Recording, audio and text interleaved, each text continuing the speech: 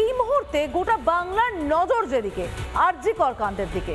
আরজি কর কাণ্ডে এই মুহূর্তে মানুষ ভীষণভাবে জানতে চায় তদন্ত ঠিক কোন দিকে চলছে।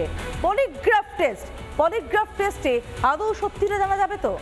জানা যাবে কি যাবে না সে প্রসঙ্গ পরে, কিন্তু আপাতত আজ অন্তত সন্দীপ ঘোষের পলিগ্রাফ টেস্টের পুরোপুরি পদ্ধতিটা শুরু হলো।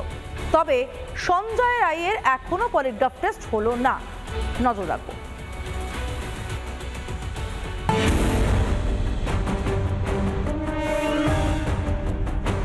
সিবিআই অভয়া মামলা নেওয়ার পর আজ নবম দিন। দফায় দফায় জেরার পর এদিন পলিগ্রাফ পরীক্ষার ব্যবস্থা করে সিবিআই। তবে এদিন অভয়া কাণ্ডে ধৃত সঞ্জয় রায়ের পলিগ্রাফ পরীক্ষা করা হয়নি। জেলে গিয়ে আলাদা করে পলিগ্রাফ পরীক্ষার সময় নিতে চাইছে সিবিআই। তাই এদিন প্রেসিডেন্সি জেলের পরিকাঠামো খতিয়ে দেখেন সিবিআই আধিকারিকরা।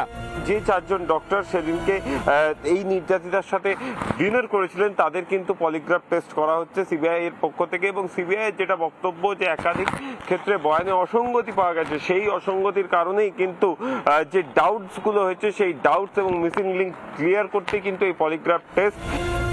এদিকে আরজি কর কাণ্ডে একাধিক পুলিশ আধিকারিককে জিজ্ঞাসাবাদ করছে সিবিআই। এদিনও তলব করা হয়েছিল আরজি কর আউটপোস্টের ওসি সঞ্জীব মুখার্জি ও ফাঁড়ির এএসআই সমর পালকে। এছাড়াও কলকাতা পুলিশের সাইবার ও ওমেন্স গ্রিভেন্স সেলের 4 সদস্যকেও ডাকা হয় সিজিও কমপ্লেক্সে জিজ্ঞাসাবাদের জন্য।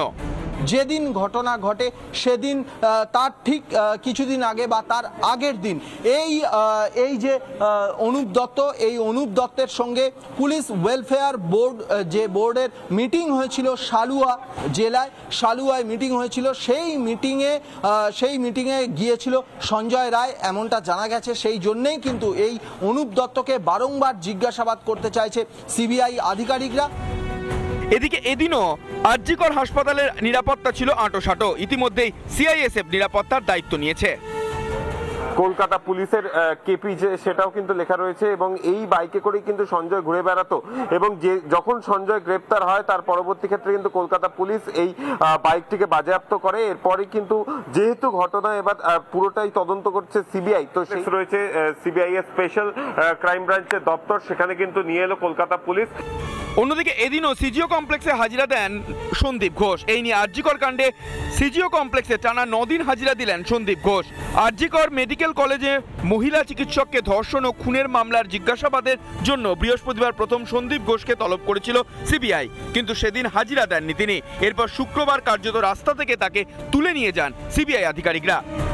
তারপর থেকে টানা হাজিরা দিয়ে যাচ্ছেন সন্দীপ ঘোষ।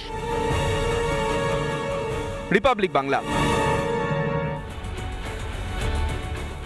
অভয়া কাণ্ডে তদন্তভার হাতে যেতেই এক এক করে খুলছে জট। কখনো সত্যি জানার জন্য পলিগ্রাফ পরীক্ষা, আবার কখনো ঘটনার সূত্র ধরে উঠে আসছে একাধিক নতুন নাম। এভিডেন্স আর তথ্যের ভান্ডার দেখে যেন চক্ষু চড়কগাছ হয়ে যাচ্ছে গোয়েন্দাদের। এক এক সময় ষড়যন্ত্রের সংখ্যাটা যে কত তা নিয়েই বাড়ছে উদ্বেগ।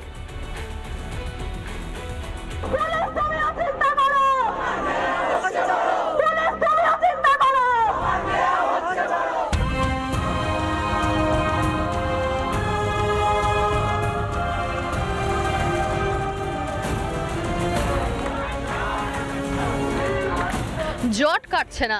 এখন একমাত্র উপায় হলো পলিগ্রাফ পরীক্ষার রিপোর্ট। তাতেই বোঝা যাবে কোন দিকে ঘুরবে তদন্তের মোড়।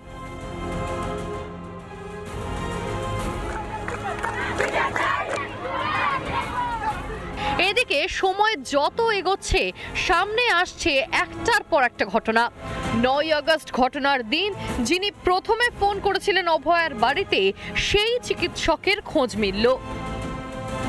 অভয়ার বাড়িতে ফোন করেন অ্যাসিস্ট্যান্ট সুপার। তিনি জানান অভয়া আত্মহত্যা করেছেন। ঘটনার পরই তাকে বদলি করা হয়েছে স্বাস্থ্য ভবনে। আমি সুচরিতা সরকারের সঙ্গে কথা বলবো। আপনি যদি সুচরিতা সরকার হন না, আপনার আমার বলতে অসুবিধা নেই। হ্যাঁ বলুন। আপনি বলছেন সুচরিতা সরকার? হ্যাঁ বলুন। অ্যাসিস্ট্যান্ট সুপার আরজি কর বলুন। না, আমি আমার অ্যাসিস্ট্যান্ট সুপার আরজি কর নেই, বলুন। আমি ফোন করেছিলাম রিপাবলিক বাংলা থেকে, পিঙ্কি অধিকারী কথা বলছিলাম। আমার পরিচয় ম্যাডাম। কথা না বলেই ফোন কেটে দিলেন প্রাক্তন অ্যাসিস্ট্যান্ট সুপার। এদিকে তদন্ত করতে গিয়ে এই প্রাক্তন আধিকারিকের নামও পেয়েছে সিবিআই। অন্যদিকে সূত্রের খবর, অভয়া কাণ্ডে ধৃত সঞ্জয় রায় হাসপাতালে প্রায়শই দেখা করতে আসত। এমনকি ঘটনার দিনও 3 বার হাসপাতালে এসেছিল সঞ্জয়, যাতে ইতিমধ্যেই সিবিআই এর নজর রয়েছে। সঞ্জয় যেহেতু সেই দিন ঘটনার দিন এই পেশেন্টকে দেখতে এসেছিল বা শুভ দেখে, তার ফলে এখনো পর্যন্ত তার ছাড়া বা তার ট্রিটমেন্ট নিয়ে টালবাহানা চলছে। পরিবারের সদস্যরা চাইছে শুভকে নিয়ে অন্য জায়গায় নিয়ে যাওয়ার জন্য, অন্য হাসপাতাল দেখানোর জন্য, অপারেশন করানোর জন্য, কিন্তু এই মুহূর্তে হাসপাতাল তরফ থেকে কিংবা পুলিশের তরফ থেকেও কোনো রকম সদুত্তর পাচ্ছেন না। দেখেছি আসতো ওয়েলফেয়ার থেকে এসে দেখে যেত সব পেশেন্টদের, এটাই জানি। হ্যাঁ, এই আসতো তো দেখতে সব পেশেন্টদের, এই আসতো।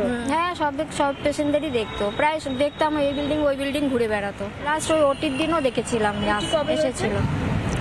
ওটি হয়েছে 8 তারিখ না কবে, 1.5 সপ্তাহ হয়ে গেছে। এদিকে 14ই অগস্ট আরজি করে ভাঙচুরের ঘটনায় কলকাতা পুলিশের হাতে গ্রেফতার আরও 3 জন। এই নিয়ে মোট গ্রেফতার করা হয়েছে 40 জনকে।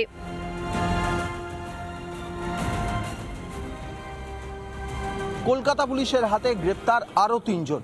এই নিয়ে কলকাতা পুলিশের হাতে গ্রেপ্তার হয়েছে মোট 40 জন।